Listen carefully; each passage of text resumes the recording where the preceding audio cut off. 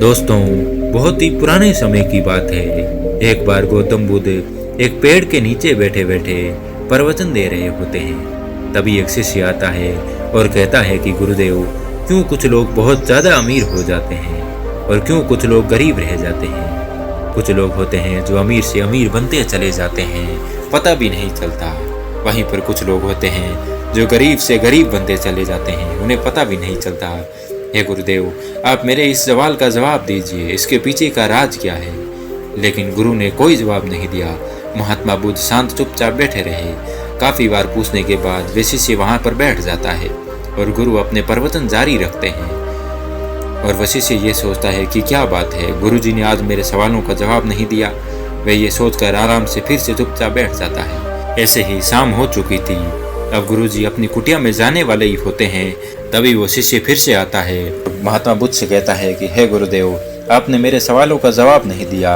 आप मुझे बताइए, क्यों कुछ लोग बहुत ज़्यादा अमीर हो जाते हैं और क्यों कुछ लोग गरीब के गरीब ही रह जाते हैं। अगर आपको इसका जवाब नहीं पता है तो आप मना कर दीजिए, लेकिन आपको अगर इसका जवाब पता है तो मुझे इसका जवाब ज़रूर दीजिए। तभी महात्मा बुद्ध ये बात सुनकर पहले तो मुस्कुराने लगे और बाद में गौतम बुद्ध शिष्य को अपने साथ लेकर जंगल की ओर निकल पड़ते हैं। गुरु और शिष्य जंगल में होते हुए अपने गांव जा रहे होते हैं। तभी अंधेरा काफी हो चुका था, रात ढल चुकी थी। उस शिष्य के दिमाग में चल रहा था कि गुरुदेव मुझे कहाँ लेकर जा रहे हैं और ऐसी इतने अंधेरे में मेरे सवालों का जवाब कैसे मिलेगा।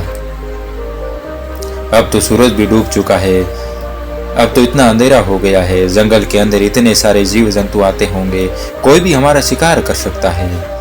तो शिष्य ने अपने गुरुजी से कहा, गुरुजी, काफी रात हो चुकी है और सूरज भी पूरी तरीके से डूब चुका है। इतनी पूरी रात को आप कहाँ जा रहे हैं? इतनी अंधेरी रात में हम कहीं खो गए तो, या फिर किसी जानवर ने हमें शिकार बना लिया तो बेहतर यही होगा कि हम आज की रात यहीं पर आसपास कहीं गुजार दे। रात रात यहाँ रुकेंगे और फिर सुबह आप मेरे सवालों का जवाब दे दीजिएगा। तो गुरुजी ने अपना सर हिलाया और वो आसपास के किसी गांव में एक छोटे से घर के पास जाकर रुके।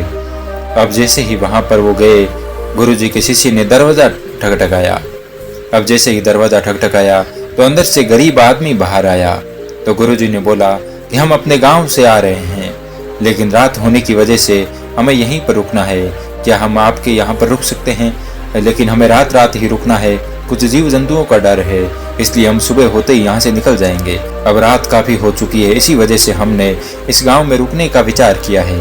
क्या हम आज रात आपके यहाँ रुक सकते हैं? ये सब सुनने के बाद उस गरीब आदमी ने गुरुजी से कहा कि क्यों नहीं गुरुदेव, आप अंदर आइए, यहाँ पर बैठिए। अब जैसे ही गुरुदेव अंदर गए तो उन्होंने देखा कि बहुत ही ज्यादा गरीबी थी। वो बहुत बड़ा गरीब था और गरीबी के कारण उसके घर पर खाने के लिए बहुत ज्यादा कुछ भी नहीं है।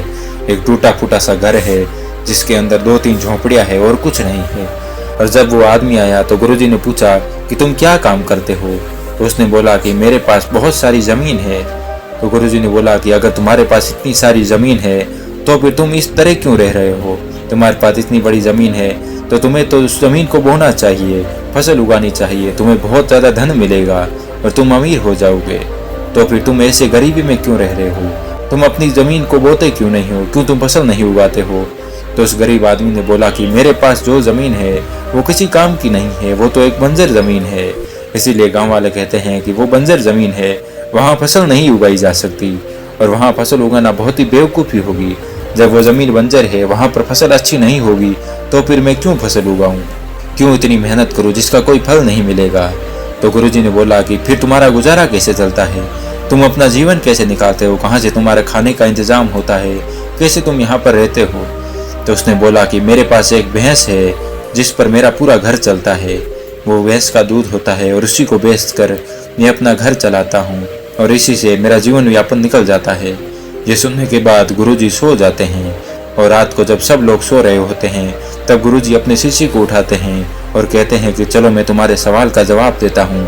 और उस गरीब आदमी की भैंस को लेकर वो अपने गांव आ जाते हैं। तो शिष्य अपने गुरुजी से पूछता है कि हे गुरु, ये कैसा जवाब हुआ? लेकिन गुरुजी उसे कोई जवाब नहीं देते हैं। लेकिन वो फिर से पूछता है कि गुरुजी, आप तो ये बहुत गलत कर रहे हैं। आप उसकी भैंस लेकर आ गए, अब उसका जीवन यापन कैसे चलेगा? अब वो कैसे अपना जीवन निकालेगा? उसके पास जो ज़मीन थी वो भी बंजर थी और उसके जीवन में भैंस के अलावा कुछ और नहीं था। उस गरीब आदमी की रोजी रोटी तो इसी भैंस की वजह से चलती थी। तो गुरुजी अपने शिष्य की तरफ देखते हैं और मुस्कुराते हुए आगे बढ़ जाते हैं। महात्मा बुद्ध उस समय उसे कोई जवाब नहीं देते हैं, लेकिन उस शिष्य के दिमाग में वो सवाल घर कर जाता है। तभी वो काफ़ी टाइम निकलता गया, करीब 10 साल निकल गए। अब वो शिष्य काफ़ी बड़ा व्यक्ति बन चुका था, अब वो शिष्य से गुरु बन चुका था। तो उसे उस गरीब आदमी की याद आती है कि मेरे गुरु ने उस आदमी के साथ अच्छा नहीं किया था, मुझे एक बार चल कर देखना ज़रूर चाहिए कि उसकी ज़िंदगी कैसी है, उसकी परिस्थितियाँ कैसी है, उसका जीवन यापन कैसे चलता है। और जाता हूँ और मैं उसकी भैंस तो अब लौटा नहीं सकता हूँ क्योंकि वो तो अब मर गई है, लेकिन मैं उसे कुछ धन दौलत देकर आ जाऊँगा और वो भी अपने जीवन यापन करेगा या फिर अपनी कोई नई भैंस खरीद लेगा। तो शिष्य उस गाँव की तरफ चला जाता है और वहाँ जैसे ही पहुँचता है तो वह देखता है कि जिस जगह पर उस गरीब आदमी का झोंपड़ा था वहाँ पर अब आलीशान महल बन चुका है। वो झोंपड़िया तो कहीं गायब हो गई है, इसलिए वो पहले तो झोंपड़ियों को ढूंढने की बहुत कोशिश करता है। चारों ओर देखता है कि यहीं कहीं तो झोंपड़ियाँ थी, इससे पहले तो यहाँ पर कोई महल नहीं था, अब ये महल यहाँ पर कैसे आ गया है। और उस झोंपड़े के बाहर जो बंजर जमीन थी उस पर फल फूलों के बगीचे थे और हरी भरी जमीन थी। तभी उतने में ही उधर से उस घर का मालिक आता है। शिष्य उसे देखकर पहचान लेता है और उस आदमी को बोलता है कि तुमने मुझे पहचाना, मैं अपने गुरुजी के साथ कुछ साल पहले यहाँ पर आया था और हम गलती से तुम्हारी भैंस ले गए थे। मैं तुम्हारी भैंस तो वापस नहीं लौटा सकता हूँ क्योंकि वो मर चुकी है, लेकिन मैं तुम कहो तो तुम्हें धन दे सकता हूँ। हमने तुम्हारी यहाँ रात निकाली थी। वो आदमी उसे पहचान देता है और बोलता है कि उस रात आप कहाँ चले गए थे? उस रात के बाद तो मेरी भैंस कहीं चली गई, मेरे पास कोई रास्ता नहीं था। तो जमीन पर मेहनत की और काफी मेहनत करने के बाद उस बंजर जमीन पर फसल निकलने लगी। आज मैं इस गांव का सबसे बड़ा और सबसे अमीर आदमी बन चुका हूँ। ये सुनने के बाद शिष्य की आंखों में आंसू आ जाते हैं। उसे अपने सवालों का जवाब मिल चुका था। तो शिष्य मन ही मन सोचता है एक गरीब रह जाता है क्योंकि वो कभी भी रिस्क नहीं लेता है, वो कभी भी जीवन में कुछ नया करने की कोशिश नहीं करता है। उसके पास जो होता है उसी में फंस कर रह जाता है।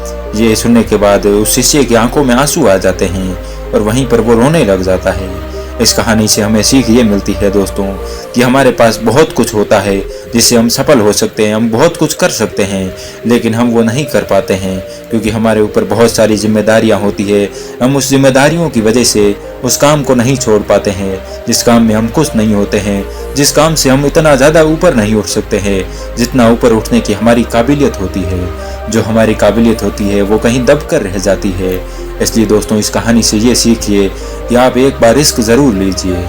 भले ही आपको उसके अंदर बहुत सारी परेशानियां आएगी, लेकिन अगर आपके जीवन में परेशानियां नहीं होगी तो आपके जीवन एक जानवर के समान होगा। इसलिए सारी जिम्मेदारियों को उठाना अच्छी बात है, लेकिन जिम्मेदारियों के साथ साथ आपको ये भी एहसास होना चाहिए कि आप एक सफल बनने के लिए पैदा हुए हैं। आपके अंदर बहुत सारी काबिलियत है, आपके अंदर बहुत सारी योग्यताएं हैं। आप उनके आधार पर बहुत अमीर बन सकते हैं, बहुत सफल बन सकते हैं। इसलिए हमेशा कोशिश करें कि आपके अंदर जो भी योग्यता है उसे आप पहचानें, उसमें अपने आप को बेहतर करें। हमेशा ही अपने आप से सवाल करें कि आपकी ताकत क्या है, आपकी कमजोरी क्या है। जब आप अपने आप से बार बार पूछेंगे, जब आप बार बार खुद से सवाल करेंगे, आप बार बार अकेले में रहेंगे तो आपके दिमाग में बहुत सारे सवाल आएंगे और उन्हीं सवालों से आपको कुछ जवाब भी मिलेंगे। उन्हीं जवाब से आपको पता चलेगा कि आपकी स्ट्रेंथ क्या है, आपकी वीकनेस क्या है। अपनी वीकनेस को समझकर अपनी कमजोरियों को दूर कीजिए और अपनी स्ट्रेंथ को समझकर उस पर काम कीजिए। इसलिए दोस्तों आज की वीडियो यहीं पर ख़त्म करते हैं। मिलते हैं किसी नई वीडियो में, तब तक के लिए अपना ख्याल रखिए। धन्यवाद।